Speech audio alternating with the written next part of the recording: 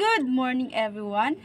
Hi, this is Teacher Kai, and yesterday I discussed the Tiruray and Tiboli tribe, and now I will be discussing the Mandaya and Mansaka tribe under the Muslim and Lumad ethnic group.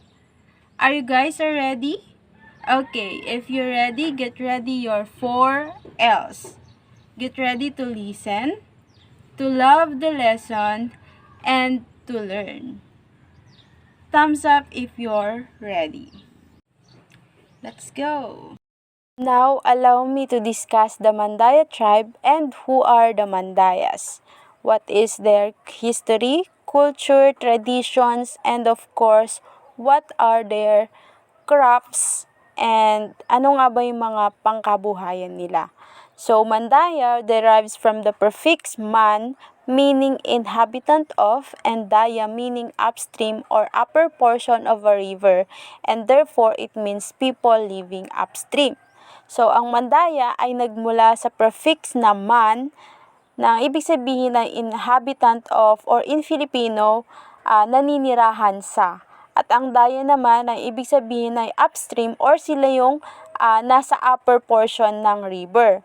So therefore, ang general meaning ng Mandaya ay people living upstream. So ibig sabihin ito po yung mga tao na naninirahan sa upper portion ng river or mga ilog. Now, ano nga ba ang features ng isang Mandaya? So as you can see here, sa isang litrato, ito po ang figure ng isang Mandaya. Meron siyang high foreheads. Kung mapapansin nyo ay naglagay siya ng bangs kasi baka mamaya ay insecurity niya pala yun. Pero ayun, so ang isang Mandaya ay meron siyang high foreheads, meron din siyang prominent cheekbones, meron din siyang broad noses, meron din siyang thick lips, meron din siyang angular features at generally fair din ang kanyang skin. Now, meron naman tayong tinatawag na 4 principal groups of Mandaya. The Mansaka, Mangguguan, Pagsaupan, at Managusan. So, the first one is Mansaka, those who live in the mountain clearings. So, ang mga Mansaka po, ito po yung nakatira sa mountain clearings or sa mga bundok na nagkakaingin. Pangalawa naman is the Mangguguan, those who live in the forested mountain areas. Sila, kung kanina ang Mansaka ay nakatira, yung mga taong nakatira sa mountain clearings, sa Mangguguan naman, ito naman yung mga tao na nakatira sa mga forested mountain areas or yung mga kagubatan. Siguro ang kanilang mga ginagawa din ay pangangaso kasi nga sila yung nasa forested mountain. So, pangatlong principal naman ay ang pagsaupan. Ito naman yung lugar where the place of the sunsets. So, dito naman, ang swerte ng mga tao kasi nga, nawi-witness nila yung paglabas ng sunsets or paglubog ng araw. And tuwing hapon, yun yung nawi-witness nila kung saan yun na yung nakagawian nila na makita. Ang pinakalas na principle of Mandaya naman ay ang Managusan. Ito naman yung mga nakatira sa headwaters of Agusan River. So, meron tayong 4 principal groups ng Mandaya, ang Mansaka, Mangguguan, Pagsaupan, at Managusan. Now, ano nga ba ang history ng Mandaya tribe? Saan nga ba sila nagmula? Ano nga ba ang origin ng Mandaya people? So, ang Mandaya tribe po ay nagmula sa mga Indonesian, sa Malay at saka sa Chinese. So, let's find out bakit nga ba silang tatlo ang pinagmulan ng Mandaya tribe. So, the first one is the Indonesian roots. Noong 3000 to 500 BC, nag-migrate po ang Indonesian sa Philippines. And nagkaroon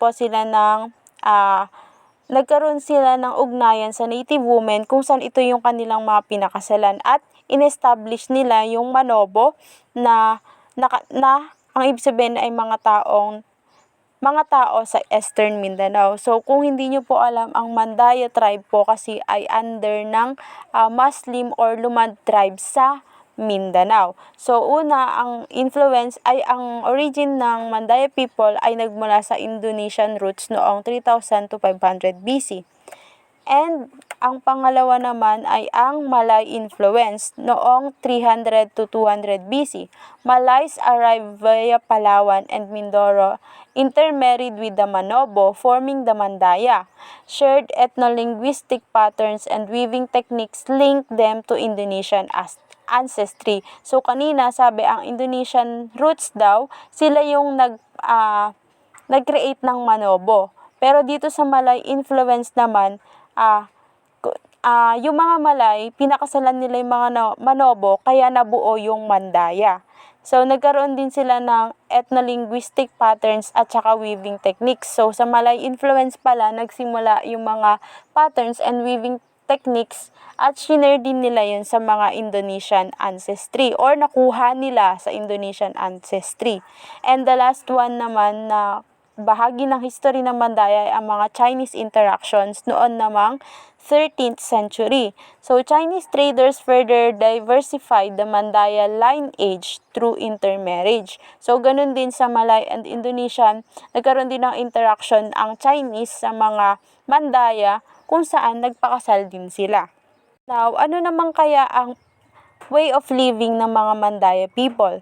So, sabi dito, the Mandaya originally thrived on pangayam or ibig sabihin hunting and fishing and gathering wild forest products. So, ang mga Mandaya daw pala, ang way of living nila ay hunting o ang tinatawag nilang pangayam.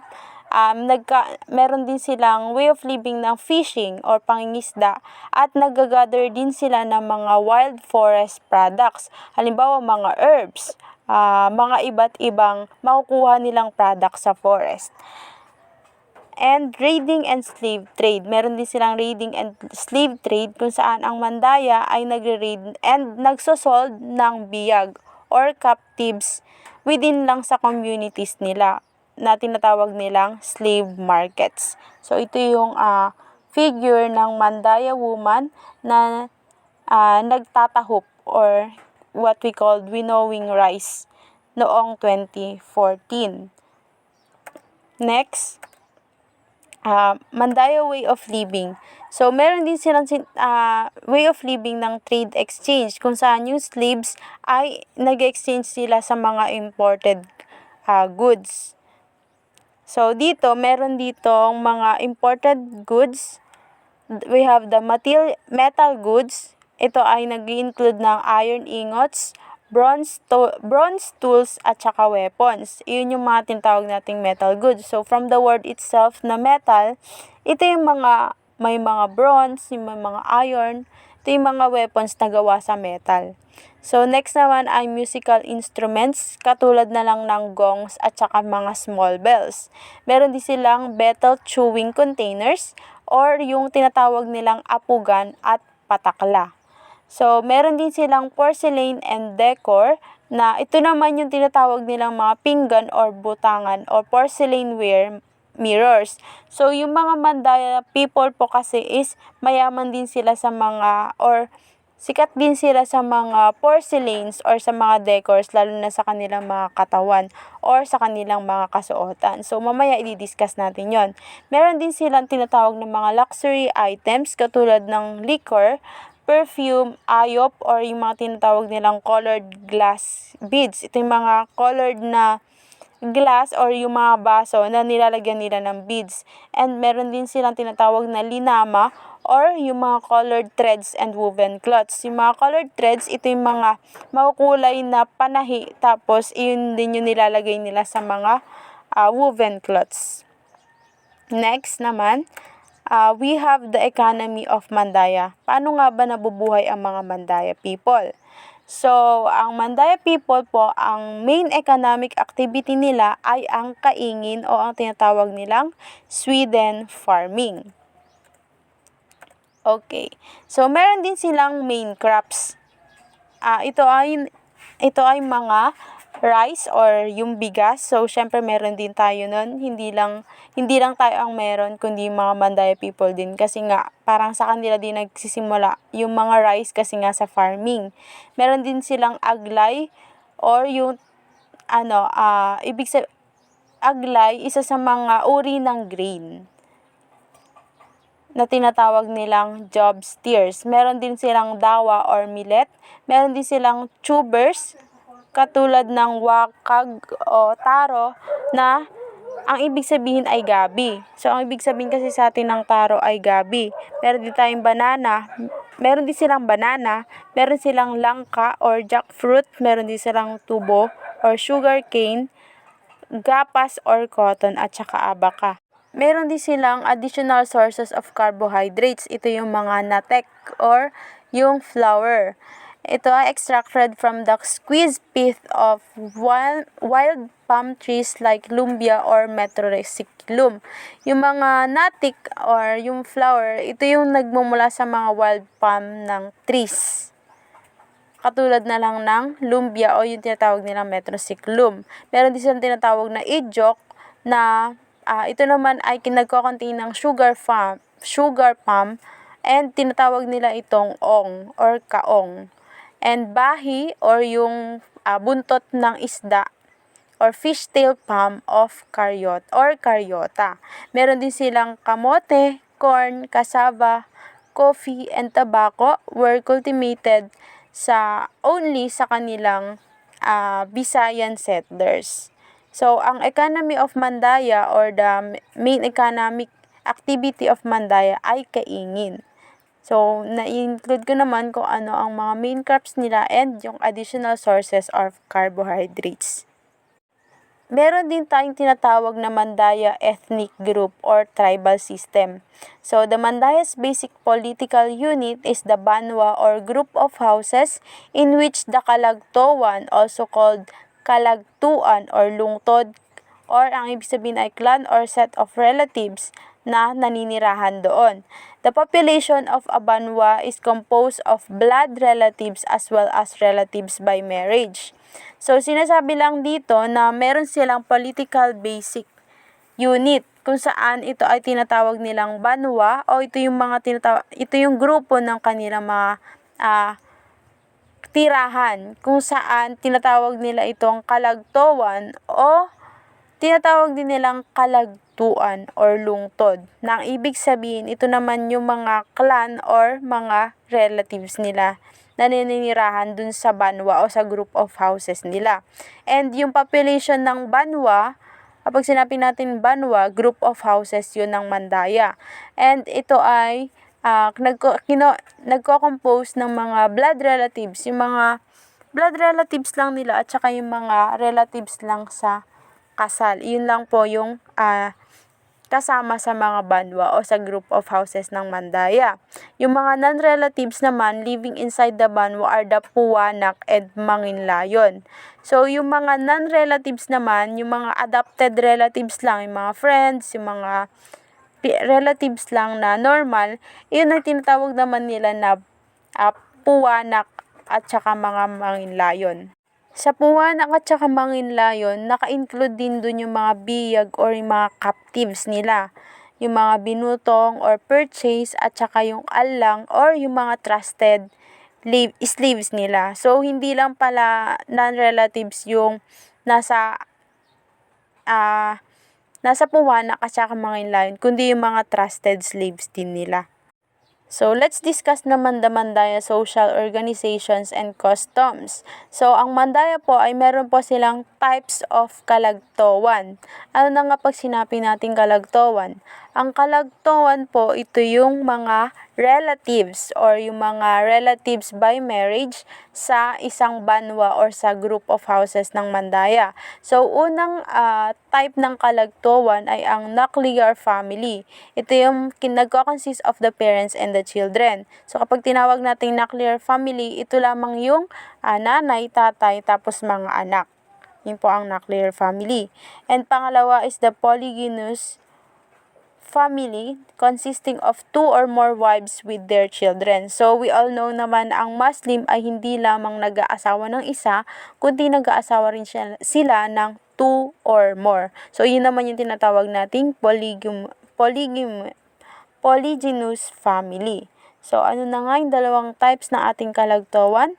the nuclear family, and the polygynous family. Next, the Mandaya social organizations and customs.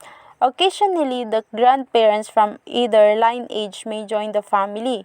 Genealogy may be traced through the kaompongan or great-grandparents and kaompoan grandparents, the ama or father, the ina or mother, the lumon or the brother and sister, the ompo nephew or niece, the ompo tuhod, great-grandson or granddaughter, and the kalomunan or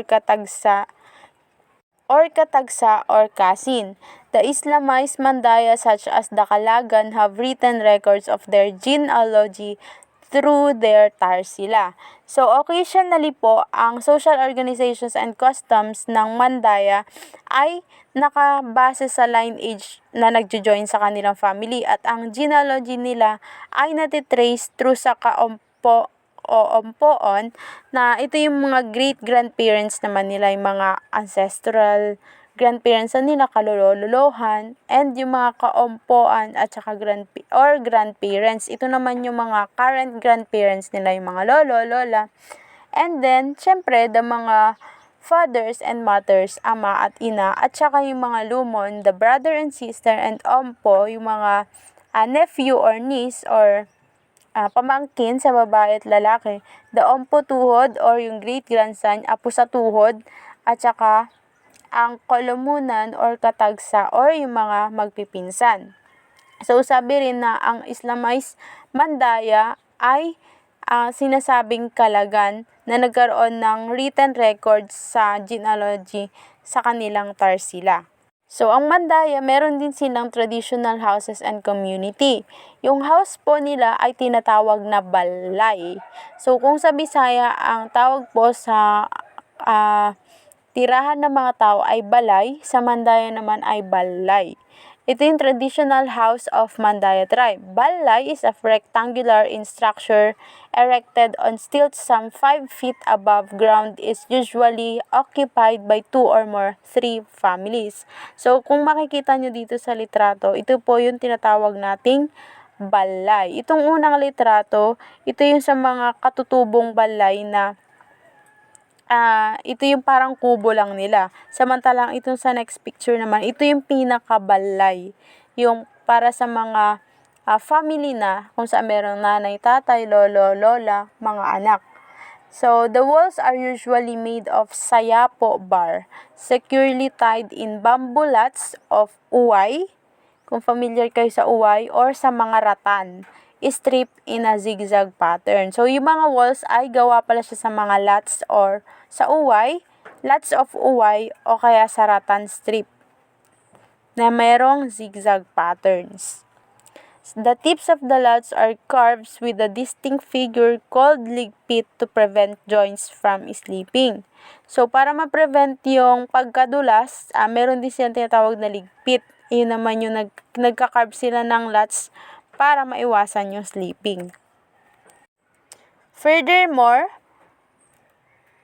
posts and beams are all made of round timber, while the floor is made of sinasanang kawayan or flattened bamboo.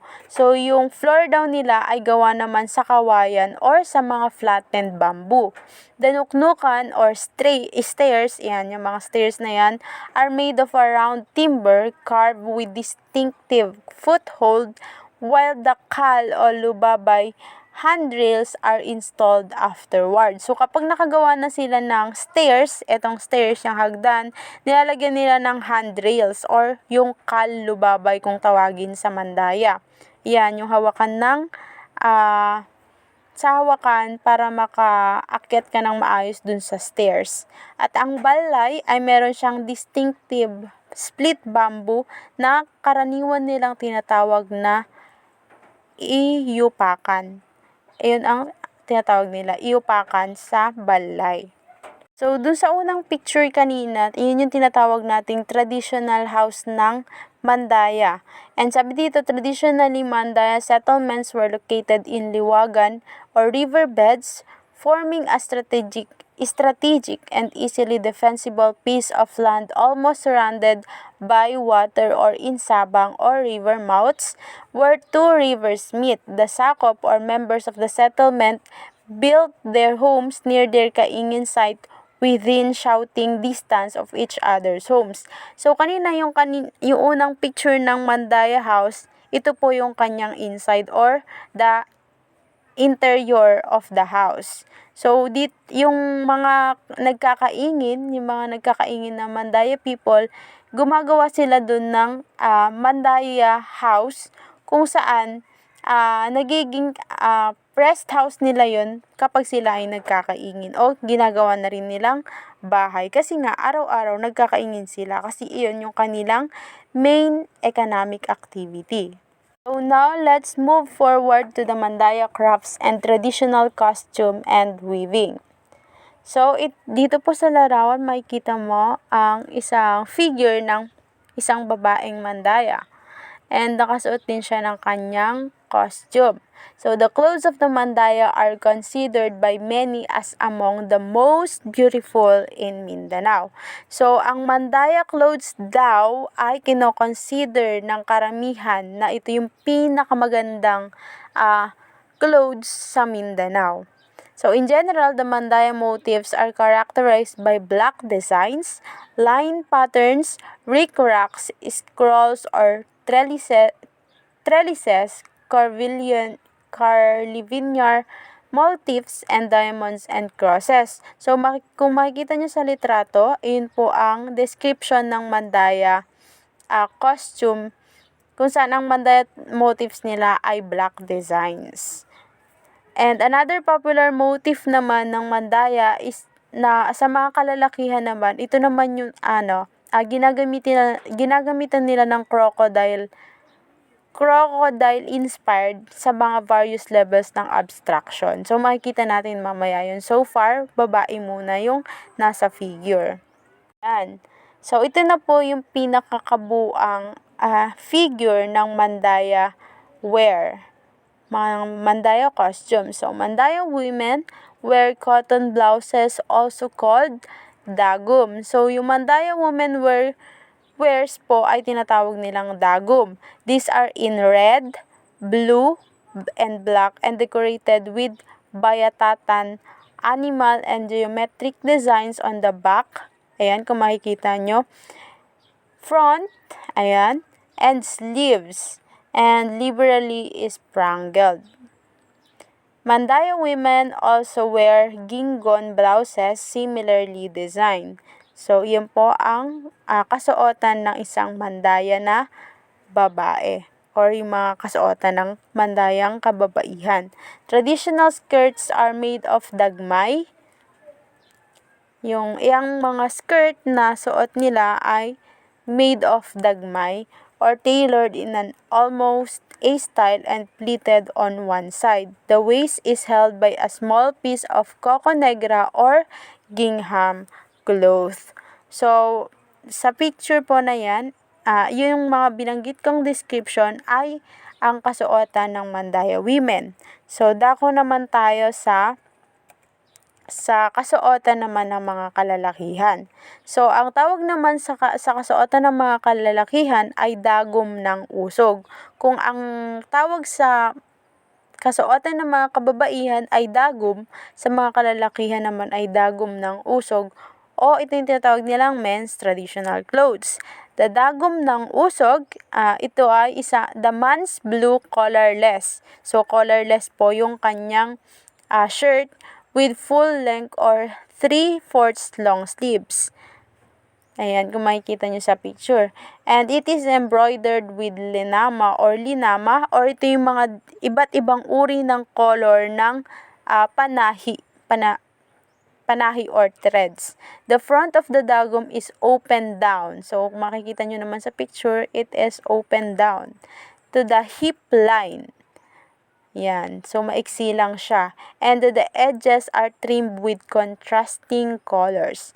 Pantot, or ito yung tinatawag nilang trousers, are either long or short. Pero dito sa picture, short po yan.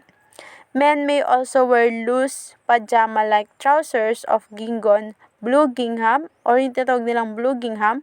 The bottom edges of this type are also embroidered with various colors and interspersed with colored beads. So, meron din pala silang sinusuot na pajama-like trousers o yung mga blue gingham. Ito, yung suot ni Kuya na kulay blue. So, hindi siya masyadong visible. Pero, iyan po yung magsisend akong mamaya. Ayan yung tinatawag nilang blue gingham. So, ang mga bandaya, meron din silang tinatawag na dagmay cloth. Ito naman yung mga sinusuot nila, halimbawa kapag merong festivals, merong mga special occasions, or meron silang part ng isang dowry, at saka nagsusold sila sa mga outsiders. The mandaya also wear dagmay cloth with intricate designs which are worn on special occasions used as part of the dowry or sold to outsiders. So, meron din silang tatlong uri ng barter system na pinapraktis. The three types of barter system they practice are the peddling, tabu or meeting, and the last one is a thing of the past. So, unahin muna natin ang peddling. Peddling or peddling.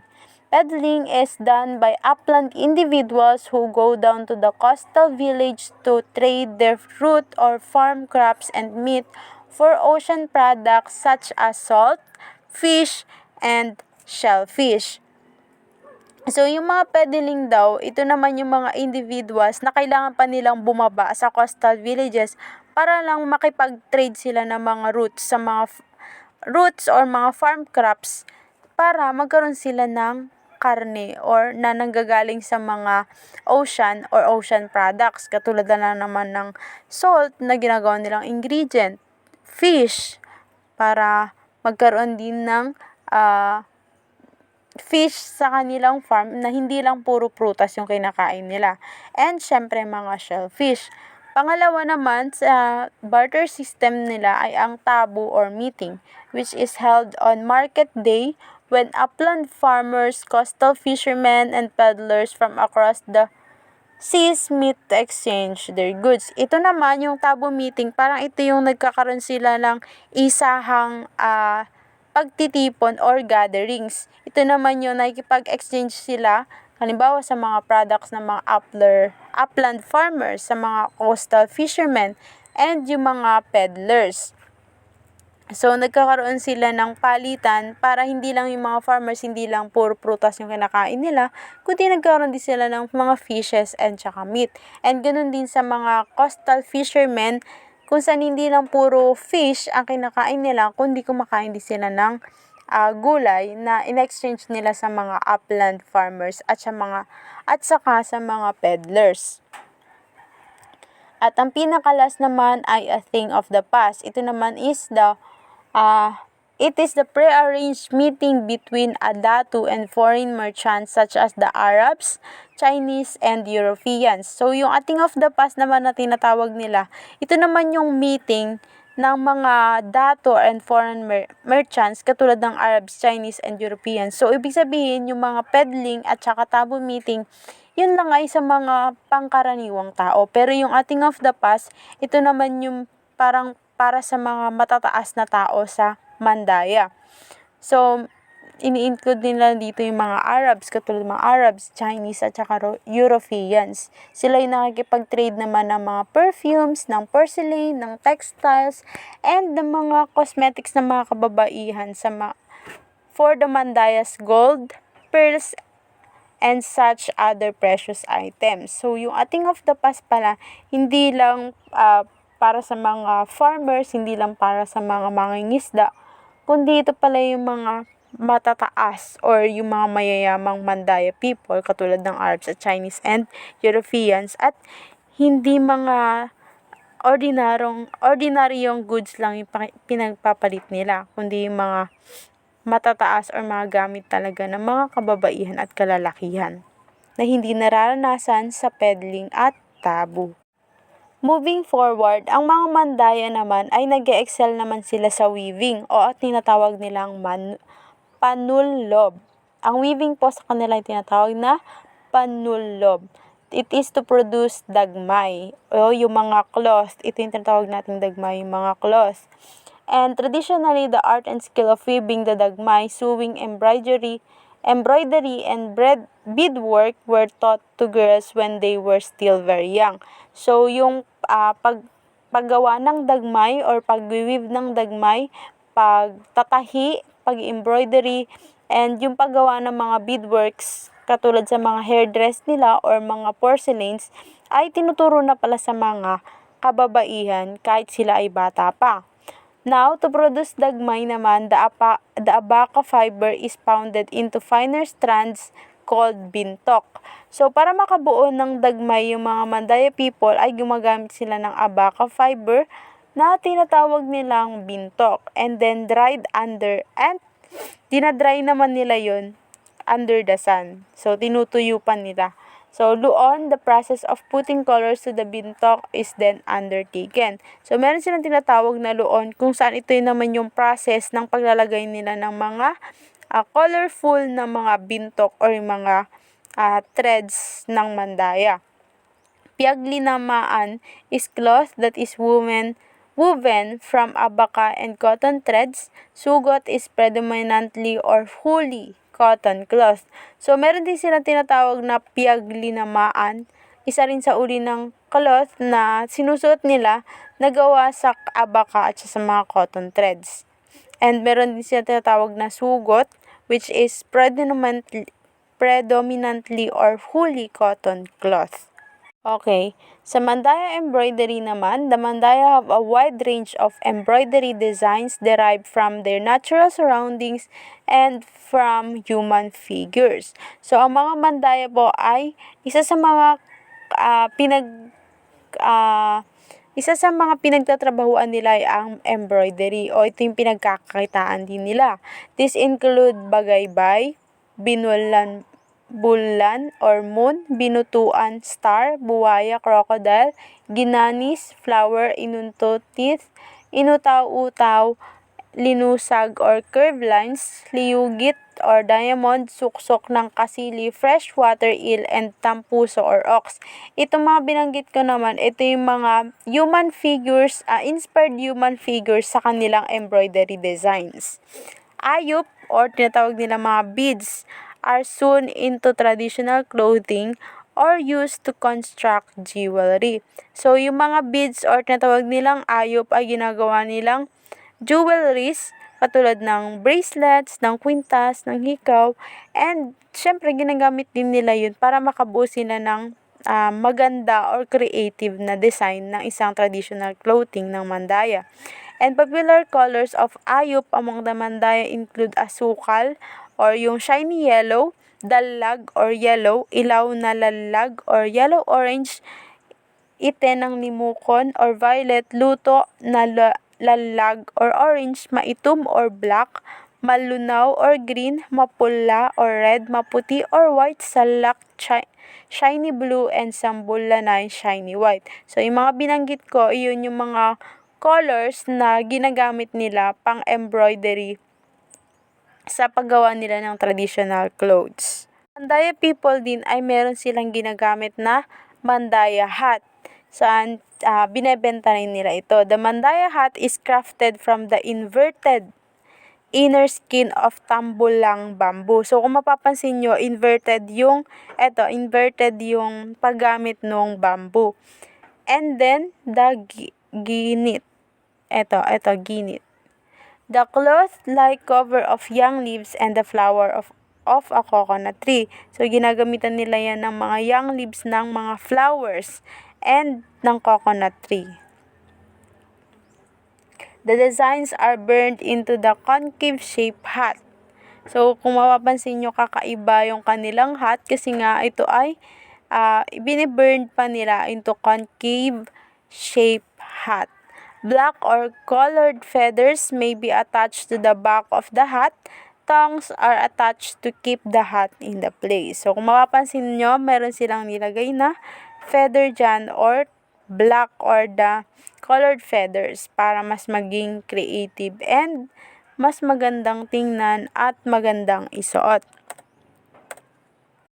Dako naman tayo sa mga Mandaya jewelries. So, yung mga nasa litrato, yan po yung mga example ng mga jewelries ng Mandaya. Jewelry is a measure of the social and economic status of the Mandaya women. So, yung jewelry pala, ito pa isang social and economic status ng mga kababaihang Mandaya. At sinasabi rin dito na no young Mandaya woman, whether single or married, goes out without donning a piece of jewelry. So, ibig sabihin sobrang halaga pala ng jewelry sa kanila kung saan kahit lalabas lang sila ay lahat ng mga kababaihang makikita mo ay may nakalagay na mga jewelries. So, Mandaya jewelry is made at home. Ginagawa sa home when materials are available and when time permits. So, kung carry naman nila na gumawa sa bahay lamang, maaari silang gumawa. So, silver is used for jewelry and brass casting is copied from the Muslims. In general, metal work is limited to a few skilled workers, but a number of crafts like the shaping of tortoise-shell rings and bracelets and the carving of spoons can be done by any Mandaya during their leisure hours. So, kahit anong oras, kahit anong panahon, pwede kang gumawa ng mga jewelries. Pero yung mga skilled workers, limited lang yung mga gumagawa gamit yung kanilang metal works. So, meron din tayong Mandaya metal jewelry. Metal jewelry includes sampad o yung tinatawag nilang earrings, kung makikita niyo sa litrato, with a silver covering and carved round with an intricate design in the center. So, hindi masyadong visible sa picture pero ito po, ang earrings po nila or sampad nila ay merong silver covering and carved round with an intricate design in the center. Meron din silang balyug or mga type ng kwintas na may iba't ibang uri ng sizes para i-cover yung kanilang breast and made of tiny glass beads sewn in several rounds with silver coins or anta ng buwaya or crocodile teeth. So, yung mga baliyog pala nila, yung mga kwintas nila na yan, ay kumukuha rin sila ng crocodile teeth para ilagay dyan. So, syempre, hindi naman literal na crocodile teeth lang, nilalagyan din nila yun ng designs. So, meron din tinatawag na palatina, an heirloom made of a round gold or silver disc attached on the necklace engraved with native designs. So, yan po makikita nyo sa picture. Meron din silang sangisag or the brass or metal bracelet na sinusuot ng babae at lalaki. Meron din silang punod or brass bracelets, metal anklets. Ito yung figure ng metal anklets nila. Meron din silang rings made of tortoise shell and silver. Wow! So, yung ring pala nila ay gawa pa sa shell ng isang pagong o yung mga maliliit na pagong, tortoise shell.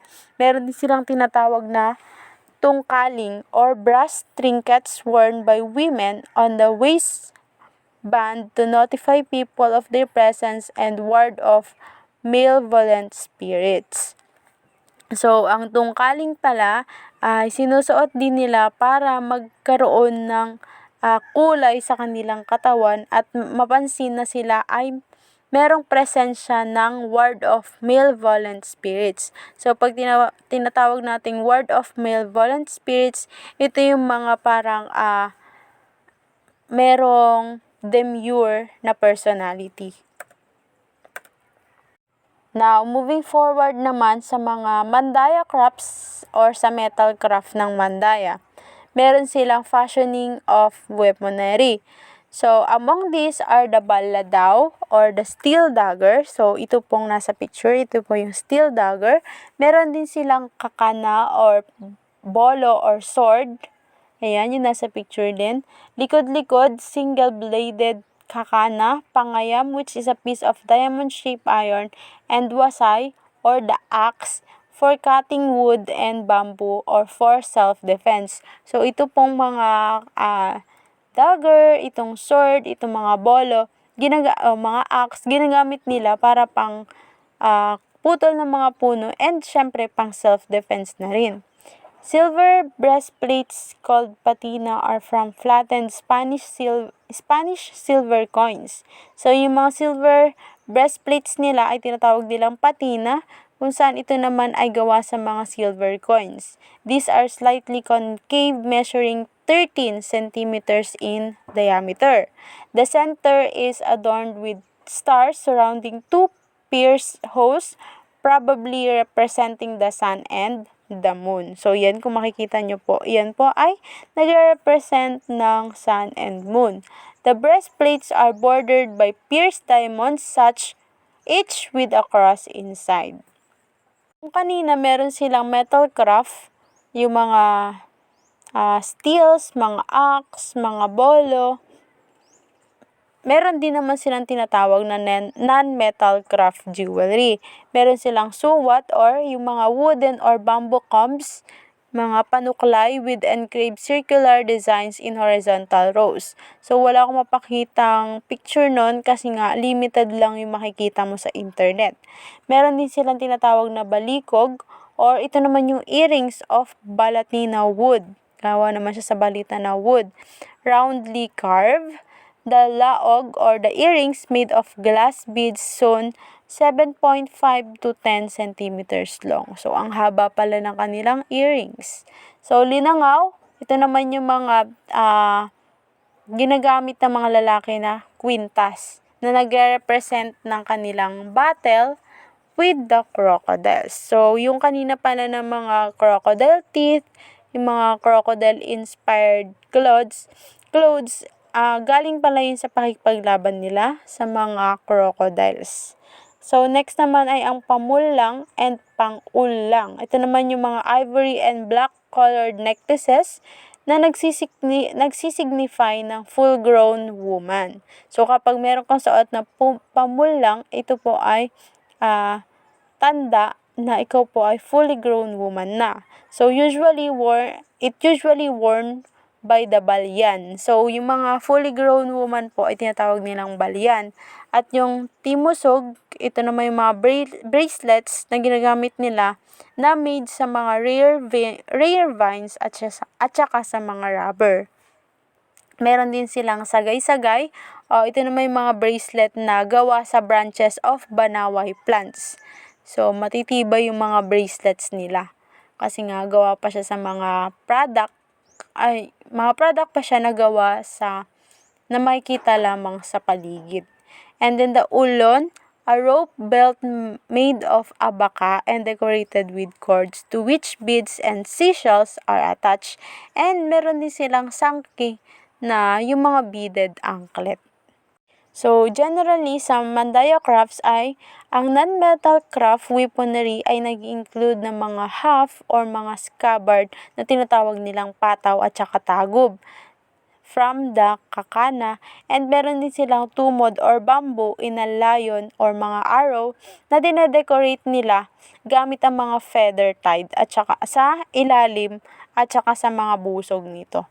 So, ang mga Mandaya po ay mayayaman sa Mandaya crafts kung saan meron silang non-metal and metal jewelry na binanggit ko kanina. Naintindihan ba kung sino ang mga Mandaya tribes? Okay, kung naintindihan, ay meron ako isang question dito.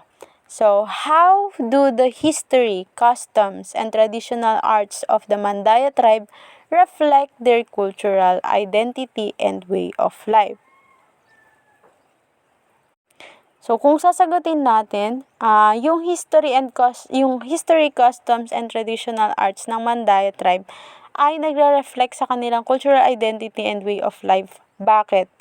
Kasi po, yung way of life ng Mandaya and yung mga customs nila, yung traditions nila, nakikita mo yun bilang sila.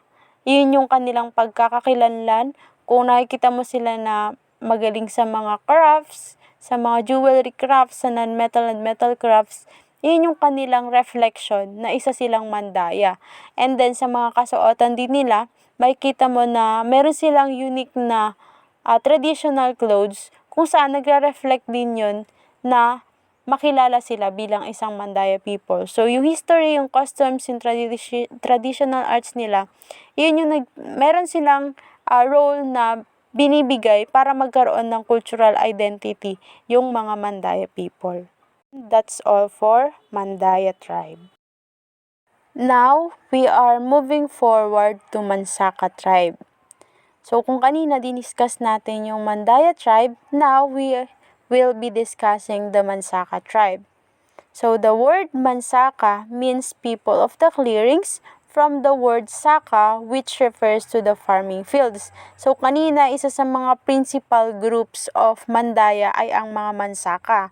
O ito yung mga tinatawag nating people of the clearings. So, ito yung mga nakatira sa mga mountain clearings. And then, people who go up ay ang ibig sabihin ng Saka or to go up. The Mansaka were first called Manlorowa or meaning people who dwell in the forest. So in general, ang Mansaka tribe po ay tinatawag nating people who dwell in the forest. Sila yung mga nakikipaglaban or nakikipag-battle sa mga paligid sa kagubatan. And ang Mansaka po ay tinatawag natin noon na Manlorowa. Ano nga ba ang history ng Mansaka tribe? So, sabi dito, the racial development of the Mansaka might have progressed in 3 phases. So, kung kanina ang Mansaka ay meron ding 3 phases, ang Mansaka history ay meron din. So, the first one from 3,000 to 500 BC, ito naman yung influence ng mga Indonesian ulit. And then, meron din silang influence ng Malays or yung mga Manobo na nag-produce ng Mansaka at saka Mandaya. In 13th century naman, meron na tayong mga Chinese at saka meron na rin tayong Mandaya na binubuo rin ng Mansaka kung saan na-develop ng Mandaya ang Mansaka or na-develop ng Mandaya ang Mansaka. So, palitan lang sila. Gawa ng mga Indonesians, ng mga Malays at saka ng mga Manobo or mga Chinese Mansakas. So, from 3,000 to 500 BC, the Indonesians came and intermarried with native women, begetting the Manobo. So, tinatawag din kasi nila na Manobo ang mga Mansaka kung saan ang mga Indonesians ay nagpunta sa Pilipinas at nakapangasawa sila ng mga native women. Next, the migration of the Malays from 300 to 200 BC and their intermarriage with the Manobo produced the Mansaka. So, yung migration pala ng Malay dito sa Pilipinas ay naglikha or na-produce nila yung mga Mansaka. So, kung kanina yung mga Mandaya, nag-migrate yung mga Malays, nabuo nila ang Mandaya, nagkaroon din sila ng creation ng Mansaka. Na-produce din nila yung Mansaka nung nakapag-asawa din sila ng mga Manobo. In the 13th century, the Chinese arrived and contributed further to the racial and cultural development of the Mansaka. So, isa rin sa part ng history ng Mansaka ay ang pag-arrive ng mga Chinese. At nagkaroon ng cultural development ang mga Mansaka people. Now, pag-usapan naman natin yung livelihood of Mansaka people. So, ano nga ba yung mga economic activities ng Mansaka?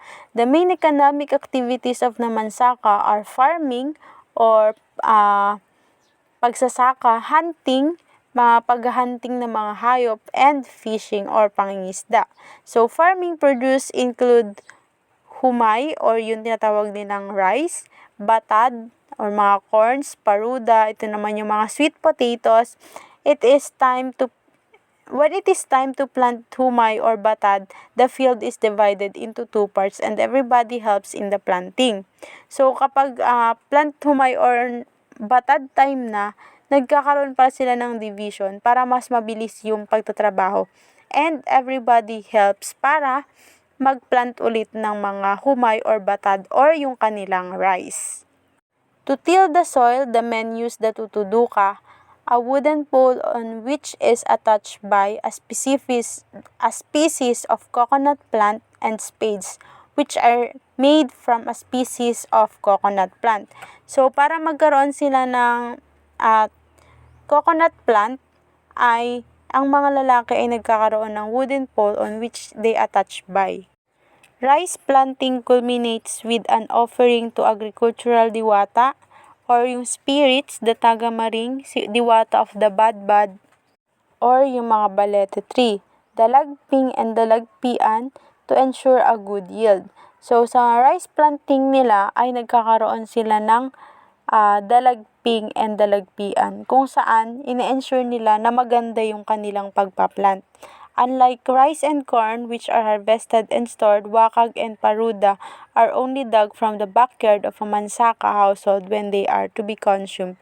And cash crops include coffee and hemp. So, yun po ang farming, which is the way of livelihood ng mga mansaka people. Dako naman tayo sa social organizations and customs ng mansaka. So, social organization among the mansaka depends on kinship ties. So, nakadepende pala yung kanilang social organization sa kinship ties or yung mga pagkakakilanlan or pagsasamahan, which regulate the interrelationships between families and between members of a family. So, ito pala yung mga interrelationships ng mga families and different members pa ng mga family. Mansaka family is patriarchal. So, when we say patriarchal, ito yung mga society or government controlled by men. So, yung Mansaka family pala ay kinokontrol pala to ng isang lalaki or yung tatay sa isang pamilya. Ang mga kalalakihan, they are tasked in farm-related jobs katulad ng fishing and hunting. So, ang mga babae naman, they are tasked to produce clothing and weave mats, help the farm during planting, weeding, and harvesting times, cultivate crops as commercial products to sell or barter. So, ibig sabihin, ang kalalakihan at kababaihan pala ay may magkaibang task. Pero, syempre, ang mga kababaihan ay maraming kayang gawin, kaya sila yung may pinakamaraming task. Pero, yung mga men naman, may hirap din yung kanilang mga task. So, kung ang mga men ay naka-design para gumawa ng mga jobs katulad ng fishing and hunting, ang mga women naman, sila naman yung nagpo-produce ng clothes or mga traditional clothes para sa kanilang family. And sila din yung nagwi-weaves ng mga mats para ibenta. Tumutulong din sila sa mga men kapag magpa-plant na ng mga grains or rice, and then the weedings, and saka kapag mag-harvest. They also cultivate crops as commercial products to sell or barter. So, nagkakaroon sila ng creation ng mga crops para ibenta nila at pagkakitaan. Kung ang Mandaya ay merong houses and community, ang Mansaka ay meron ding houses and community. Early Mansaka houses were built on tree tops. Yan, kung makikita nyo. They are built in tree tops or bamboo groves as a precautionary measure against surprise attacks and raids. So, kaya pala merong mga bahay na parang merong silungan sa ilalim. Yun pala, ang purpose pala nun ay para hindi sila ma-surprise sa mga attacks or yung mga hindi inaasahan na mga atake and mga raids. So, dati parang ganun din kasi yung mga sinaunang bahay, meron silang parang silungan sa baba. Kung matatandaan pa ng mga ibang mga tao dito or mga estudyante na nakaranas din ng mga bahay na merong silungan sa baba. So, ganun din yung bahay ng mga Mansaka noon. So, also for defense, bamboo spikes were installed around the houses. So, para magkaroon sila ng defense, meron din silang nilalagay ng mga bamboo spikes para hindi sila maatake kaagad. And meron din silang mga weapons na nilalagay sa bahay. So, dati din, meron akong sa bahay ng isang pinsan, meron silang parang kutsilyo, nakalimutan ko kung anong tawag doon. Pero iyon yung nilalagay nila sa gilid ng bahay para kapag may mga atake or may mga surprise and unpredicted events, yun yung magiging defense nila. These houses were connected to each other by bamboo bridges to facilitate inter-household assistance. So, yung mga houses pala ng Mansaka ay ito rin yung connection nila sa isa't isa. So, syempre kapag nasa isang bahay kayo, may connection. And the Baganis house had an upper balcony that doubled as a watchtower. So, kung uso sa atin yung terrace, sa kanila, balcony naman, upper balcony. Most common Mansaka dwelling is a raised one-room house made of bamboo walls or yung tinatawag nilang sasal, and meron din silang mga wooden tile roof or tinatawag naman nilang tinaksi with bamboo flooring na tinatawag nilang bay at saka mga trunk ladder sa kanilang mga pintuan. A less common version is a larger 4-room houses on multiple posts made from bamboo at saka sa mga kahoy with a muslin-inspired roof. So, ganito pala. So, yung mga roof pala nila is muslin-inspired. So, it includes a bedroom, meron din silang living room, meron din silang storeroom, meron din silang kitchen kung saan naglalagay sila ng mga low stoves for double as heating. Traditionally, the Mansaka slept with their feet toward the stove without blankets or pillows, which were only recently introduced by Visayan settlers. So, siguro dun sa lugar ng mga Mansaka ay malamig, kaya nagkakaroon sila ng mga burnings or mga stoves para iyon yung maging heat or init sa kanila. And hindi na sila natutulog na merong blankets or mga pillows. Kasi nga, naglalagay na lang sila ng mga stoves para magkaroon ng init. Now, let's move forward to the Mansaka traditional costume and weaving. So, before the advent of modern textile products, the Mansaka made their dagmay or the abaka cloth from a loom of the same name. The process of making a dagmay using this traditional method is extraordinarily tedious. So, yung paggawa pala nila ng mga modern textile products, hindi lang basta-basta, kundi meron din silang mga ways or meron din silang mga processes kung paano nila ginagawa yun. And katulad ng paggamit ng mga dagmay, para magkaroon sila ng mga traditional clothings. Kasi nga, sabi dito, the method of traditional is extraordinarily tedious. So, yung dagmay nila ay wini-weave naman to into 3 types of abaka fibers. So, yung dagmay nila ay gawa sa mga abaka fibers. Una is the bintok, which is pinaprepare nila from knotted abaka fibers boiled in the extracted red dye of the plant sicarig. So, yung bintok naman, isa sa mga abaka fibers ay pinapakuluan pa nila to provide an extracted red dye of the plant sicarig. So, ito yung nasa ulo, and then itong nasa skirt, yun yung mga bintok, yung mga red ones. Next is the sicarig, prepared from unknotted abaka fibers boiled in the red dye of sicarig. So, kung yung bintok ay knotted abaka fibers yung gamit, sa sicarig naman ay unknotted abaka fibers. The last one is the kanarum, prepared from abaka fibers boiled in the black dye of the same plant. So, yung mga kanarum naman, pinaprepare naman nila to gamit ang mga abaka fibers, kung saan black dye naman ng mga katulad na pare-parehas na mga halaman yung gamit nila. Kung sa bintok at sicarig ay red dye, ang gamit nila, sa kanarum naman ay black dye. Dagmay designs are varied squares, human forms, laroon na opat, or the crocodiles and the dots. The most common designs are the laron na opat, which has an aesthetic and religious significance for the Mansaka. So, kung mapapansin nyo, ito po yung mga dagmay. Ito po yung mga dagmay designs. Ito yung kanilang ginagawang dagmay.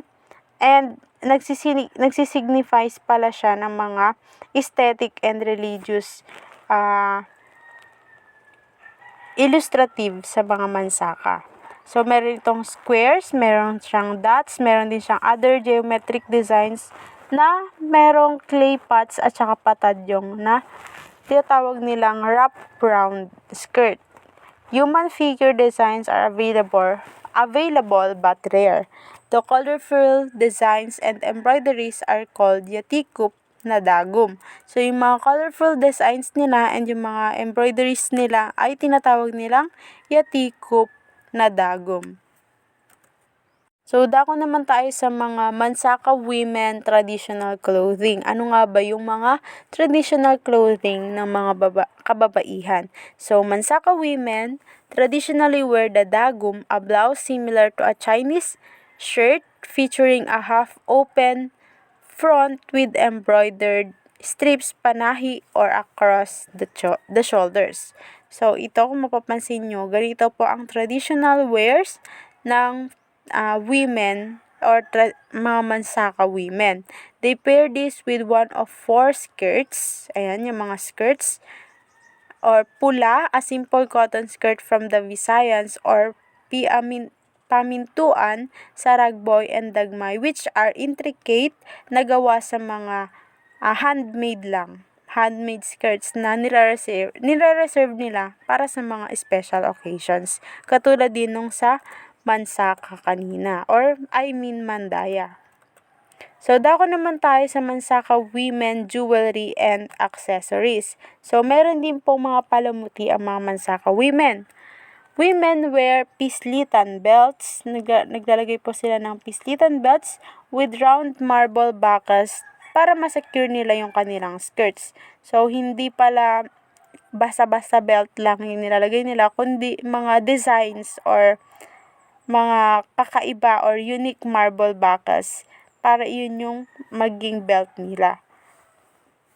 At hindi mag-loose yung kanilang skirts for safety. So, meron din silang barikog or mga earplugs na gawa sa mga gold-plated rubber disc, and nagsusuot din sila ng mga mayroong mga butas-butas na mga earlobes para mag-fit sa kanila. So, meron silang liaog or bead strands of various colors na ina-attach nila sa kanilang barikog or dun sa kanilang earplugs. Dako naman tayo sa mga Mansaka men traditional clothing. So, ang Mansaka men wear shirts with an embroidered cross at the back, panahi strips on the shoulders, ayan kung makikita niyo sa picture, and meron din silang red cloth on the men. Kanina, may pinakita din akong picture, yun naman yung mga kasuotan nila kapag sila ay nagtatrabaho. Ito naman yung kanilang traditional clothing, itong kulay blue and black na kasuotan. Shirts are fastened with rattan twine, also used to hold up sayaraw tanan or yung mga shorts nila, mga pants na gawa sa mga abaka cloth. Men wear sarakob hats. Yung kanina pinakita kong hats, iyon po ay tinatawag na sarakob hats, made of tamburong for sun protection. Pero kung mapapansin nyo, kakaiba yung hats nila. So, mamaan or betel nut container is attached to a waist string as part of their outfit. Former Bagani or Maniklad warriors wore punod or yung mga brass bracelets, mga leg bells, mga red or white pudong or yung mga headbands. Ayan, katulad nitong lalaki sa gitna or the Mansaka men. Mansaka man sa gitna, ito po yung mga tinatawag nilang Bagani or Maniklad warriors. Naglalagay sila sa mga ulo ng mga accessories or mga headbands. Meron din silang sinturon or loose belts na nagsiserve para magkaroon sila ng decorative clothing or for decorative purposes. So, ayan, makikita nyo sa litrato ang Mansaka men and women traditional clothing. So, ito po ang traditional clothing ng men at ito naman ang traditional clothing ng women. Now, let's move forward to the Mansaka crafts or the main discussion for today. So, Mansaka crafts, meron silang mga Mansaka weapons, meron silang spears, katulad ng piaransan or spear with a blade, tuklo, budyak, or spear with a leaf-like blade. So, yan, kung makikita nyo sa litrato, ito po yung mga spears ng Mansaka. Historically, warriors carried karasag, o yung mga karasag. Ito yung mga wooden shields. And it only remain today, siguro mga isa or dalawa na lang. Hindi na siya masyadong sikat ngayon mga Mansaka craft na wooden shields. Kasi nga, syempre, nakatira tayo sa isang 21st century world. Advanced na mga tao at technology na po ang ginagamit. So, meron din silang arrow-based weapons, katulad ng sumpitan or yung mga blowgun. Meron din silang busog, ito naman yung mga bamboo bow na merong rattan string. So, isa din sa craft ng Mansaka ay ang wood carving. So, wooden manaog statues representing domestic gods come in male and female forms. So, nagka-carve din pa sila ng mga wood to form statues. At ito ay nagre-represent ng domestic gods para sa mga male and female forms. Or, nagmula sa mga male and female forms. Sa female, meron silang mga comb, mga panukulay, mga long necklace, mahabang kwintas. Meron din silang ape-like features with big ears. Ang mga male naman, meron silang they features red glass beads for eyes. Meron din silang earplugs with pendants. At meron din silang bloated jaw and neck. So, isa para sa mga culture ng Mansaka ay yung pagkakaroon ng bloated jaw and neck. So, both types have dark, diagonal lines for decoration. The shape of the manawag resembles stone burial jars, hinting a possible past secondary burial practices. So, hindi lang basta-basta yung mga wood carvings nila. Meron din itong mga meaning. Now, meron naman silang craftsmanship and functional art, katulad ng basketry and mga woven items, katulad ng bikat or yung mga rattan traveling basket with slings. Ito yung mga bikat na gawa sa mga rattan for traveling and for product purposes, market purposes.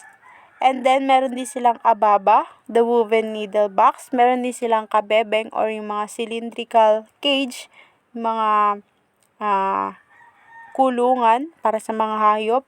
Kambol or the flat baroy bag. Meron din silang kampipi or yung mga wallet na gawa sa baroy strips. Meron din silang mamaan, mga brass box for chewing ingredients. Meron din silang brassware katulad ng patakya or dowry box. At ang isa rin sa Mansaka craft ay ang pottery. Meron silang koron na gawa sa clay or mga clay pot with dots and triangles. Meron din silang tibod at ito naman ay earthen jar for wine storage. Meron din silang other functional containers katulad ng bakotal or ito naman yung container ng mga mudfish. Meron din silang kayad. Ito yung mga container naman ng mga kanilang mga damit. Meron din silang limot. Ito naman yung container ng kanilang mga coffee bean. Meron din silang sapya. Ito naman yung container nila ng rice or corn measures. Yung pugona naman, ito naman yung receptacle ng kanilang mga corns. At yung kabong naman, ito naman yung container ng kanilang mga bamboo nails. So, diba, sobrang daming containers pero napaka-organized ng mga Mansaka people. So, sa mga specialty items naman, meron silang sarong at barakas. Yung sarong, it is a lamp made from dried lauwan, sap wrapped in abaca leaf, and emitting an incense scent. So, yung sarong, ito yung mga lamp na gawa sa mga abaca leaf. At meron itong mga incense na amoy. Ang barakas naman, ito naman yung mga maliliit na drinking containers.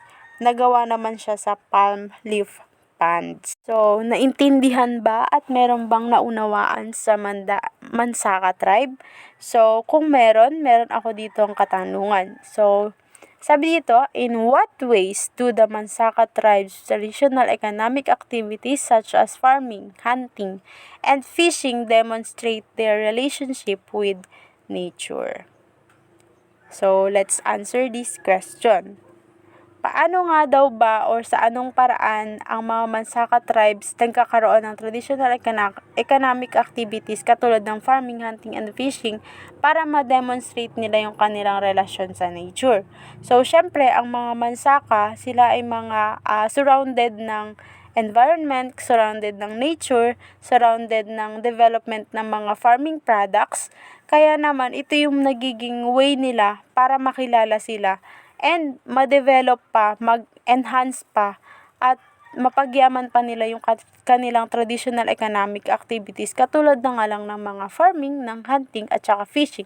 And napapakita rin nila kung paano sila mag-alaga ng kanilang nature. Hindi lang basta meron silang pagkain, hindi lang basta meron silang trabaho, kundi napapahalagahan din nila yung kanilang nature and na-acknowledge nila yung creation ng Panginoon.